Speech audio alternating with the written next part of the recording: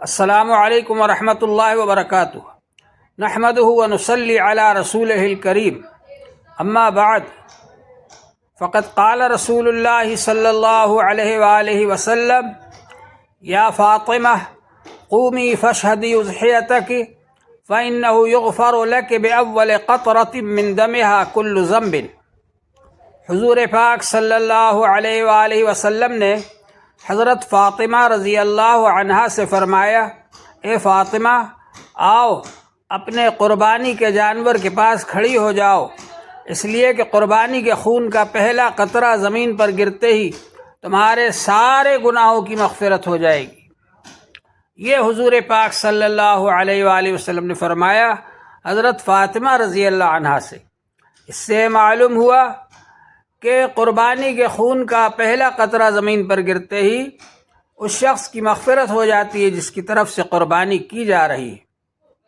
اور یہ بھی معلوم ہوا کہ اچھا یہ ہے کہ خود اپنے ہاتھ سے ذبح کریں، ورنہ جس وقت ذبح کیا جا رہا ہے اس وقت آ کر پاس میں کھڑے ہو جائیں، اس لیے کہ اصل مقصد تو اس محبت کو ذبح کرانا ہے جو اس مال کی محبت ہمارے دل میں ہے۔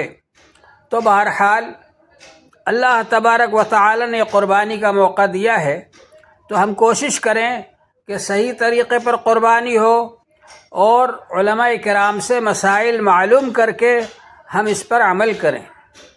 بعض لوگ ایسا کرتے ہیں کہ گھر میں ایک بار ایک سال ایک کی طرف سے قربانی کر دی، دوسرے سال دوسرے کی طرف سے کر دی، اس طرح باری لگا لیتے ہیں۔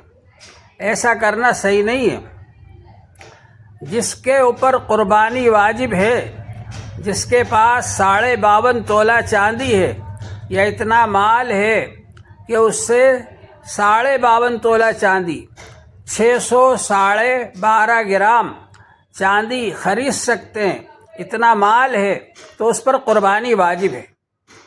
اگر گھر میں ایک صحابی ہیں ایسے اور انہی کے پاس حساب کتاب رہتا ہے اور ان کے پاس اتنا مال ہے تو ان کی طرف سے قربانی واجب ہے۔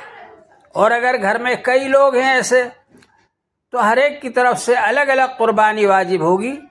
یہ کر سکتے ہیں کہ سب کی طرف سے قربانی ادا کرنے کے لیے ایک بڑا جانور لے لیا جائے اور اس میں 7 حضرات شریک ہو جائیں، تو اس طرح سے سب کی طرف سے قربانی ادا ہو جائے گی۔ لیکن اگر گھر میں کئی افراد ایسے ہیں جن پر قربانی واجب ہے تو ہر ایک کی طرف سے قربانی ادا کرنا یہ واجب ہے۔ دوسری بات، اس کا بھی لحاظ رکھنا چاہیے کہ جو قربانی کا جانور ہے اس کی عمروں کا ہم لحاظ رکھیں۔ بکرا ہے اس کا پورا 1 سال ہونا ضروری ہے، بودا ہے اس کے پورے 2 سال ہونا ضروری ہے۔ اور حضور پاک صلی اللہ علیہ وآلہ وسلم نے یہ بھی فرمایا کہ صحت مند اور تندرست جانور قربان کرو، جو لنگڑا نہ ہو، لولا نہ ہو، کانا نہ ہو، اندھا نہ ہو، بہرا نہ ہو، گونگا نہ ہو، اچھا تندرست جانور ہو اس کو قربان کیا جائے۔ اور ہم اس کا لحاظ رکھیں کہ جانور کو ہم لڑائیں نہیں آپس میں۔ بعض اوقات ایسا ہوتا ہے کہ بچے 2 بکروں کو لڑاتے ہیں اور ان کا سینگ ٹوٹ جاتا ہے۔ سینگ اگر اوپر سے کھر گیا تھوڑا سا، یا اوپر سے اس کا خول نکل گیا، یا کچھ حصہ سینگ کا اوپر سے ٹوٹ گیا، تب بھی اس کی قربانی ہو جائے گی۔ لیکن اگر سینگ جڑ سے اکھڑ جائے گا تو اس کی قربانی نہیں ہوگی۔ اسی طرح سے افضل یہ ہے کہ خصی جانور کی قربانی کریں، خصی بکرے کی قربانی، خصی دمبے کی قربانی کریں۔ حضور پاک صلی اللہ علیہ وآلہ وسلم نے خصی دمبوں کی قربانی کی ہے، اس لیے اگر خصی بکرا ہو یا خصی دمبا ہو تو اس کی قربانی کرنا افضل ہے۔ حضور پاک صلی اللہ علیہ وآلہ وسلم نے ہم کو جو طریقہ بتلایا ہے اس طریقے سے ذبح کریں۔ عید کی نماز کے بعد قربانی کی جائے گی، اور قربانی کا رخ قبلے کی طرف رکھیں اور سیدھے ہاتھ سے ذبح کریں۔ اگر اس چھری کو جس سے ذبح کر رہے ہیں 1 سے زائد آدمی پکڑے ہوئے ہیں اور چھری پھیر رہے ہیں سب مل کر کے، تو ان دونوں کے لیے یا ان سب کے لیے جو اس چھری کو پکڑے ہوئے ہیں، ان سب کے لیے بسم اللہ اللہ اکبر پڑھنا ضروری ہے۔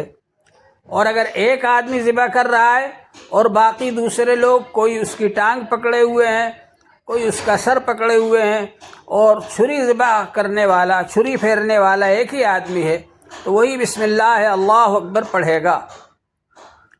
اسی طرح سے حضور پاک صلی اللہ علیہ وآلہ وسلم نے ہم کو جو طریقہ بتلایا ہے، اس طریقے کا خیال رکھیں کہ ہم جانور کو ذبح کرتے وقت بسم اللہ اللہ اکبر بھی پڑھیں، اور انی وجہت وجہی للذی فطر السماوات والارض حنیفا وما انا من المشرکین ان صلاتی ونسکی ومحیای ومماتی للہ رب العالمین لا شریک لہ وبذالک امرت وانا من المسلمین۔